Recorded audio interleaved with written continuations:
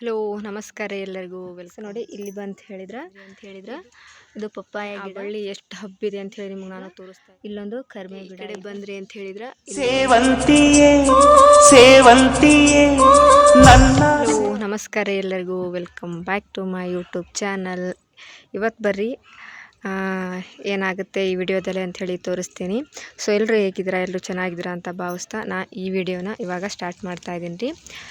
ನೋಡಿರಿ, ಫಸ್ಟಿಗೆ ನಾ ತೋರಿಸ್ತಾ ಇದ್ದೀನಿ ನಮ್ಮ ಗಿಡಗಳನ್ನ ಎಷ್ಟು ಚೆನ್ನಾಗಿ ಮೊಗ್ಗುಗಳು ಬಿಟ್ಟಿದೆ ಅಂಥೇಳಿ ನೋಡ್ತಿರ್ಬೋದು. ತುಂಬ ಚೆನ್ನಾಗಿ ಮೊಗ್ಗುಗಳು ಬಿಟ್ಟಿದೆ. ಸೊ ಈ ಹಂತದಲ್ಲಿ ಮಳೆ ಬರುವ ಟೈಮಲ್ಲಿ ಗಿಡಗಳನ್ನ ನೀವು ಕಡಿದ್ರಿ ಅಂತ ಹೇಳಿದ್ರೆ ಅವು ಚಿಗುರು ಬರೋಕ್ಕೆ ಸ್ಟಾರ್ಟ್ ಆಗುತ್ತೆ.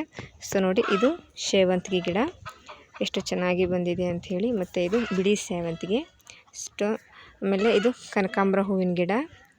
ಸುಮಾರು ಗಿಡಗಳನ್ನ ನಾನು ಇಲ್ಲಿ ಹಚ್ಚಿದ್ದೀನಿ. ಹಾಗಾಗಿ ಇದು ಬಸಳೆ ಸೊಪ್ಪಿಂದು ಸಣ್ಣ ಸೊಸಿ ಇತ್ತು. ಸೊ ಹಾಗಾಗಿ ನಾನು ಅದನ್ನು ಇಲ್ಲಿ ಹಚ್ಚಿದ್ದೀನಿ. ಸೊ ಇದು ಬಂದು ಸೌತೆಕಾಯಿ ಬಳ್ಳಿ. ಮತ್ತು ಈ ಕಡೆ ಬಂದರೆ ತುಳಸಿ ಗಿಡನ ಹಚ್ಚಿದ್ದೀನಿ. ಸೊ ಅದಾದಮೇಲೆ ಇದೊಂದು ಸ್ವಲ್ಪ ಶೋಕಿ ಬಳ್ಳಿ ಇತ್ತು. ಸೊ ಅದನ್ನು ನಾನಿಲ್ಲಿ ಹಚ್ಕೊಂಡಿದ್ದೀನಿ.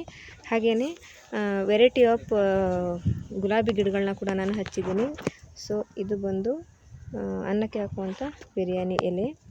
ಸೊ ಬರ್ರಿ ಮುಂದಿನ ವಿಡಿಯೋದಲ್ಲಿ ಏನಾಗುತ್ತೆ ಅಂತೇಳಿ ನಿಮ್ಗೆ ತೋರಿಸ್ತೀನಿ.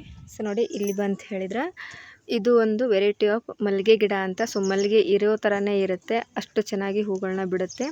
ಸೊ ನೋಡಿ, ಈ ಕಡೆ ಎಲ್ಲ ನಾನು ಈ ಥರ ಬಳ್ಳಿಗಳನ್ನ ಹಾಕ್ಕೊಂಡಿದ್ದೀನಿ. ಸೊ ಸ್ವಲ್ಪ ಕಡಿಮೆ ಮಾಡಿ ನಿಮಗೆ ತೋರಿಸ್ತೀನಿ, ನಿಮಗೂ ಗೊತ್ತಾಗುತ್ತೆ.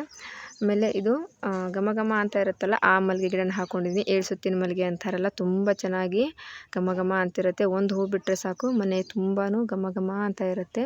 ಸೊ ಇಲ್ಲಿ ಬಂದರೆ ದಾಸವಾಳ ಗಿಡನ ಹಾಕ್ಕೊಂಡಿದ್ದೀನಿ ಅಂತ ಹೇಳಿದ್ರೆ ಇದು ಪಪ್ಪಾಯ ಗಿಡ. ಸೊ ಈಗ ಚಿಕ್ಕದಾಗಿ ಬರ್ತಾ ಇದೆ.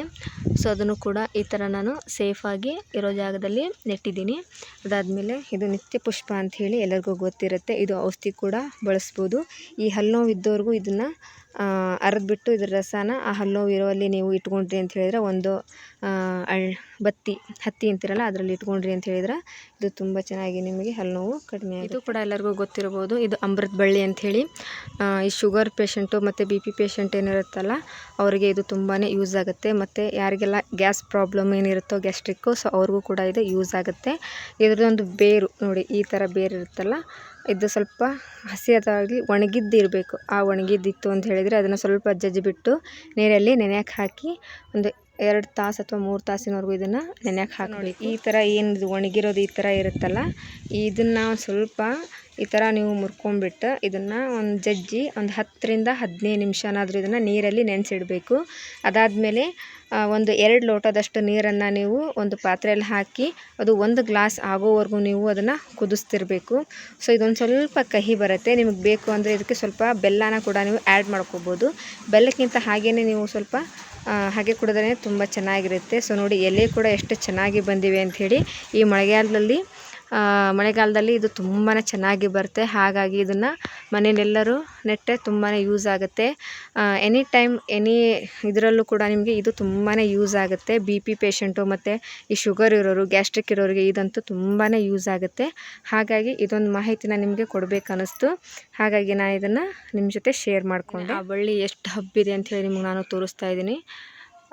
ನಮ್ಮ ಮನೆಯವರಿಗೆ ಗಿಡಗಳನ್ನ ನೆಡೋದು ಮತ್ತು ಹಾರ್ವೆಸ್ಟಿಂಗ್ ಮಾಡೋದು ಅಂತ ಹೇಳಿದ್ರೆ ತುಂಬಾ ಇಷ್ಟ. ಹಾಗಾಗಿ ಸೊ ಮೇಲ್ಗಡೆ ಕೂಡ ಅದ್ರ ಬಳ್ಳಿ ಕೂಡ ಹೋಗಿದೆ. ಹಾಗೆಯೇ ಗುಲಾಬಿ ಬಳ್ಳಿ ಕೂಡ ತುಂಬಾ ಚೆನ್ನಾಗಿ ಬಂದಿದೆ. ಅದನ್ನು ಈ ಥರ ಶೋಕಿ ಬಳ್ಳಿಯಾಗಿ ನಾನು ಯೂಸ್ ಮಾಡ್ಕೊಂಡಿದ್ದೀನಿ. ಹಾಗೆಯೇ ತೆಂಗಿನ ಗಿಡ ಕೂಡ ತುಂಬ ಎತ್ತರಕ್ಕೆ ಹೋಗಿದೆ. ಸೊ ಅದ್ರ ಬಗ್ಗೆನೂ ನಾನು ನಿಮಗೆ ಹೇಳ್ತೀನಿ. ಸೊ ಅದಾದಮೇಲೆ ಇಲ್ಲಿ ಇನ್ನೊಂದು ಮಲ್ಲಿಗೆ ಗಿಡ ಕೂಡ ಇದೆ. ಇದು ತುಂಬ ಚೆನ್ನಾಗಿರೋ ಹೂ ಬಿಡುತ್ತೆ. ಸೊ ನೋಡಿ, ಈ ಥರ ಗಿಡಗಳನ್ನೆಲ್ಲ ಇಟ್ಕೊಂಡಿದ್ದೀನಿ. ಹಾಗೆಯೇ ಈ ಕಡೆ ಬಂದ್ರಿ ಅಂತ ಹೇಳಿದ್ರೆ ಇಲ್ಲೊಂದು ಮನೆ ಮುಂದೆನೇ ತುಳಸಿ ಗಿಡನ ಹಾಕ್ಕೊಂಡಿದ್ದೀನಿ. ಸೊ ನೋಡಿ, ತುಳಸಿ ಹೂ ಬಿಟ್ಟಿದೆ. ಈ ತುಳಸಿ ಎಲೆನ ಕೆಮ್ಮೇನಾದರೂ ಇರುತ್ತಲ್ಲ ಅವ್ರಿಗೆ ಇದನ್ನು ಬೆಳಗ್ಗೆ ಎದ್ದ ತಕ್ಷಣ, ಮುಖ ತೊಳೆದ ತಕ್ಷಣ ಇದನ್ನು ಒಂದು ಎಲೆ, ಈ ಥರ ಎಲೆನ ನೀರಲ್ಲಿ ಕುದಿಸ್ಬಿಟ್ಟಾದರೂ ನೀವು ಕುಡಿಬೋದು. ಇಲ್ಲ ಅಂತ ಹೇಳಿದರೆ ಹಾಗೆಯೇ ಬಾಯಲ್ಲಿ ತಿನ್ಬೋದು. ಇದು ಕೆಮ್ಮಿರೋರಿಗಂತೂ ತುಂಬಾ ಚೆನ್ನಾಗಿರುತ್ತೆ. ಸೊ ದಿನ ನೀವು ತುಳಸಿ ಪೂಜೆ ಮಾಡೋದ್ರಿಂದನೂ ನಿಮಗೆ ತುಂಬಾ ಒಳ್ಳೆಯದಾಗುತ್ತೆ. ಮನೆಯಲ್ಲಿ ಕಷ್ಟ ಏನಾದರೂ ಇತ್ತು ಅಂತ ಹೇಳಿದರೆ ಈ ತುಳಸಿ ಗಿಡ ಯಾವ ಕಷ್ಟನೂ ಕೊಡೋದಿಲ್ಲ, ಆ ಥರ ಇದು ಚೆನ್ನಾಗಿ ಬರುತ್ತೆ. ಸೊ ನೋಡಿ, ಈ ಥರ ತುಳಸಿ ಗಿಡ ತುಂಬ ಚೆನ್ನಾಗಿ ಬಂದಿದೆ.